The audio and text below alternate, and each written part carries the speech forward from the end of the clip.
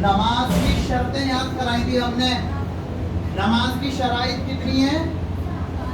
ہاں، باہر کی 7 اور اندر کی 6. باہر کی 7 اور اندر کی ہاں، یعنی کہ اگر ان میں سے کوئی بھی چیز چھوٹ گئی تو آپ کی نماز نہیں ہوگی. ہاں، ان میں سے کوئی بھی چھوٹ گئی تو آپ کی نماز نہیں ہوگی. ٹھیک ہے. اچھا، اب آگے چلیں. اب نماز کی شرائط کیا ہے؟ نمبر 1 نہیں، نیت کون بول رہا ہے؟ نمبر 1 ہاں، number 1 number 1 number 2 number 2 number 3 number 3 number 2 بھی جائے گا پابو نا، 3 بھی جائے گا. ایک بولو، نمبر 1 پھر سے بولو. نمبر 1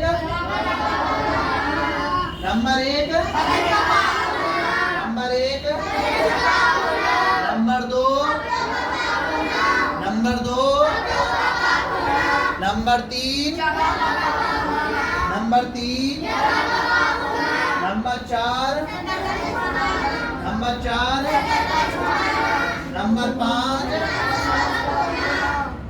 نمبر 5 ہاں، نمبر 5 نمبر 6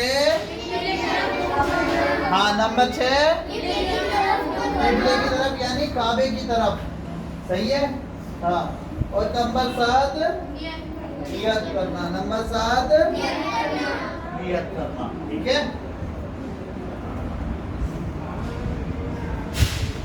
اب آپ نماز شروع کریں گے. ٹھیک ہے. اب اللہ اکبر کہیں تو بعض کے ہاتھ ایسے ہوتے ہیں، بعض کے یہ دیکھ لیں آپ.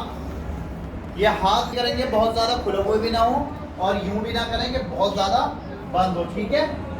ہاں، آیا سمجھ میں؟ چل اب ہم دیکھ لیں. سب سے پہلے دونوں پیر جو ہیں وہ بالکل سیدھے ہونے چاہیے. یہ پیر ٹیڑھا بھی نہ ہو کسی کا. سمجھ گئے؟ ہاں، بالکل قبلے کی طرف انگلیاں یہ سب بالکل سیدھی ہونی چاہیے. آیا سمجھ میں؟ خوب اچھے سے. اب اللہ اکبر جب کہیں گے اندر کی شرطیں کیا ہیں؟ نمبر 1 تکبیر تحریمہ. نمبر 1 تکبیر تحریمہ کہنا. نمبر 1 تکبیر ہاں، نمبر 1 تکبیر ہاں پڑھنا. تکبیر تحریمہ کیا ہے؟ اللہ اکبر. اللہ اکبر.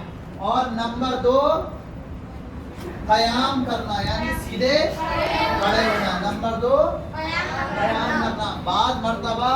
بعض لوگوں کو دیکھا جاتا، آپ میں سے بھی کچھ کرتے ہوں گے کہ اگر امام صاحب رکوع میں ہے تو بھاگتا ہوا ہے بڑی تیزی کے ساتھ میں اور اللہ اکبر کہہ کے ڈائریکٹ رکوع میں. قیام چھوڑ دیا، نماز ہی گئی آپ کی. سمجھے؟ یہ فرض ہے. اس میں سے اگر کوئی بھی چھوٹ گیا تو نماز نہیں ہوگی. ٹھیک ہے. ہاں. نمبر 2 قیام کرنا. نمبر 2 قیام جی کو بند کر دے رہا بھائی. نمبر 3 قرات کرنا.